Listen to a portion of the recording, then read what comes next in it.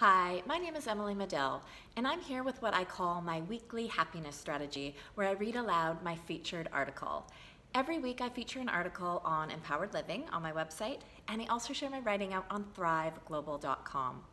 I share the article, a video, as well as some other tips and strategies out every Thursday morning to my list called M's Weekly Inspiration. And if you'd like to sign up to receive those free notes, you can do so by following the link that I'll share below this video.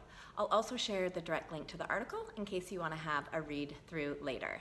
So the article this week is one that I wrote a few years ago, and it was featured on Oprah's Empower Yourself section of the Huffington Post, and it's also been shared out on thriveglobal.com.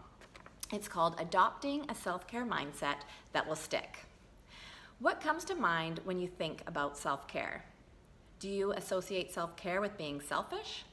Or do you see the benefits but feel you're coming up short in sticking with your own plan? Perhaps you find yourself wishing, if I could just stick with a regular self-care practice, then everything would feel right in my world. Whatever comes up for you when you think about self-care, imagine what it might be like if you realize you already have a solid self-care practice. You just have to recognize it.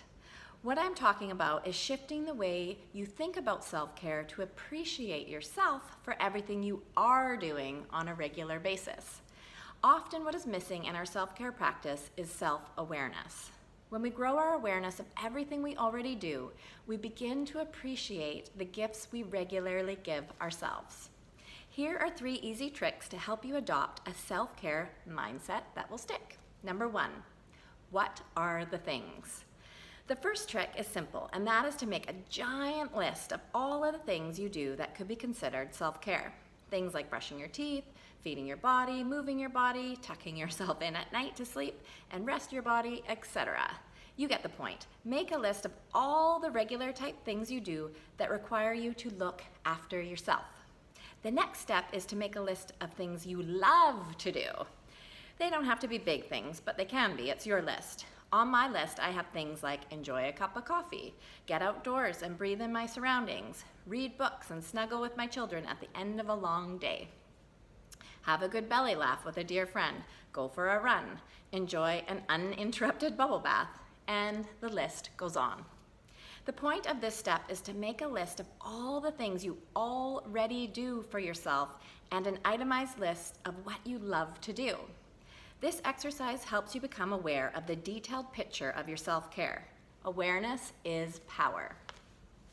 And number 2, appreciate the moment. The next trick is extremely important and one that requires the most practice. Here is where you consciously set out to appreciate the gifts of self-care while you are giving and receiving them. This part is both tricky and powerful because it's usually the missing step to fully recognizing, appreciating, and growing a meaningful self-care practice. It is often the step we overlook because we can get so caught up in believing we never get time for ourselves that we miss savoring the moments that we do get. It is all the moments combined in a day that make for a solid, lasting self-care practice. A trick I use to help me see and savor all the moments in my day just for me is to say to myself, this is a gift for you from me. I say this to myself while I'm enjoying those first sips of coffee or brushing my teeth or making my bed, etc. It is a simple statement, yet it is one that has a way of immediately waking me up to appreciate the moments and gifts in my day. What we focus on becomes our reality. If we want more self-care, all we need to do is put our attention on everything we already do for ourselves on a regular basis. As we put our attention there, we create the opening to appreciate the moments we are in. And number 3, regular check-in. The last trick is to check in with yourself regularly.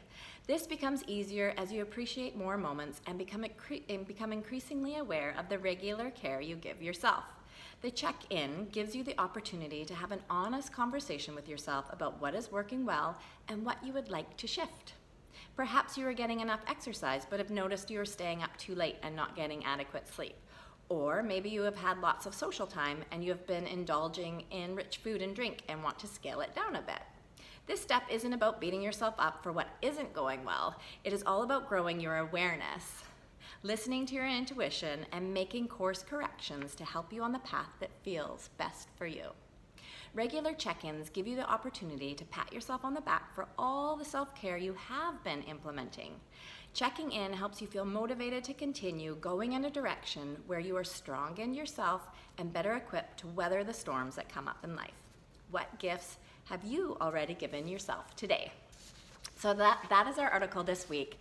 And this article is actually part of a self-care success guide that's available on my website when you sign up for my weekly list to receive the weekly notes on Thursday.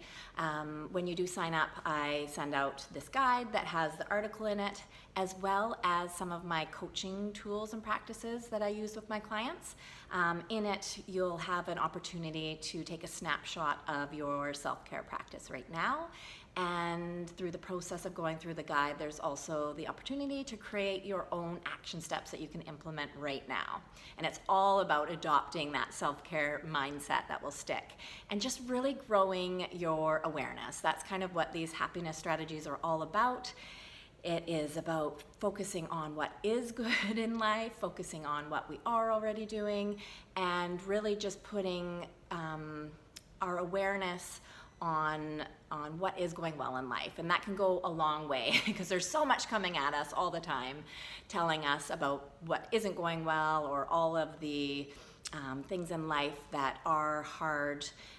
So just it's refreshing to have a practice in place where we regularly give ourselves that gift of noticing what is going well in our lives and what we do want more of and what we want to grow more of in our lives. So that's really just an empowering practice. And this, the tools and exercises that I presented here are ones that I still use every day. And they really do go a long way into creating momentum in my day to just continue that self-care practice. Because when I feel good about me, everything else really falls into place in my relationships, in my work, in my health, and in all areas. So I just invite you to try on this practice, to print out the article if that speaks to you, and perhaps even to go to my website, emilymadill.com, and consider looking at the guide and creating your own snapshot right away. So whatever you get up to this week, though, I do hope you have an amazing week, and I look forward to connecting again soon. Thank you.